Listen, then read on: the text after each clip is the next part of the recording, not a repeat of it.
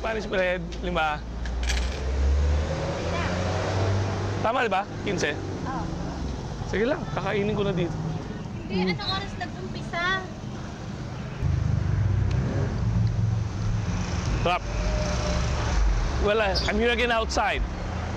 I'm Coco Javier, and welcome to Modern Day Prophets, the show which sees the truth in everyday things. Well, I'm here at the Makaraig Bakery and Sari-Sari Store. And our topic for today is bread. In Tagalog, tinapay. Bread is staple food.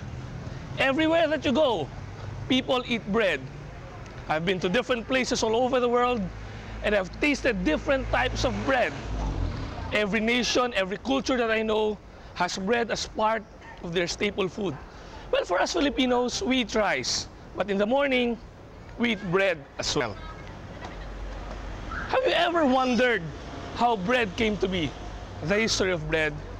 Well, if you don't know yet, bread was invented more than 30,000 years ago. Imagine, 30,000 years ago.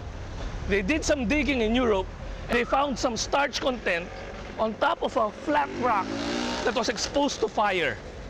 So that was the first bread that was made. And then transferred on from culture to culture.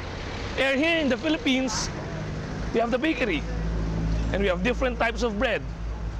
Well, what I'm eating right now is called the Spanish bread. It's soft. It has crumbs. It has like margarine inside. But why is it called Spanish bread? I don't know. I haven't researched that yet. Well, what's my point? Why are we talking about bread? Well, if bread is important to us as a Filipino nation, if it's important to us as a people, it's also important for us as a people of faith. Why?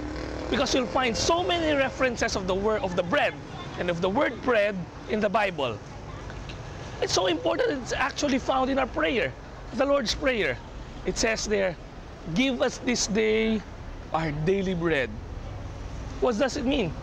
It's simply praying to the Lord and asking Him, Lord God, supply us with whatever we need in life.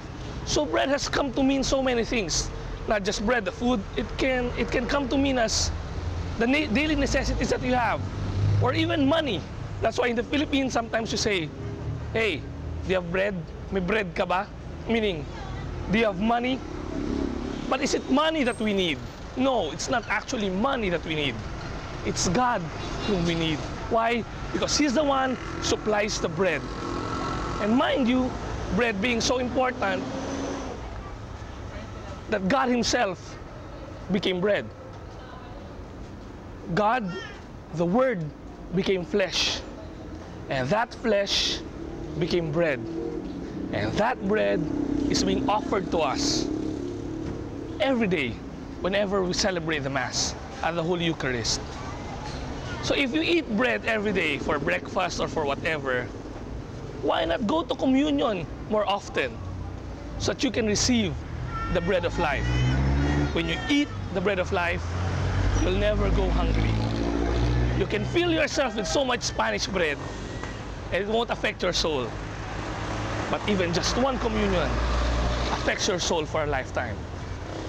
Keep on eating, keep on going to Mass, keep on going to communion. Once again, this is Coco Javier for Modern Day Prophets. Gusto nyo? Sarap to.